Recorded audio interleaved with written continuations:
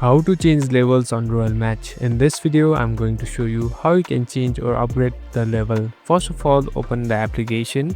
So there is no turning back in this game. So once you get or pass through one level, you cannot go back and play it again. So you must either delete and restart the account or just keep on playing. So in my context, just tap on this level icon.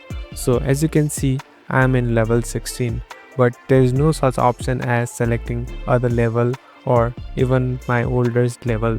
So what can I do? There is no such option.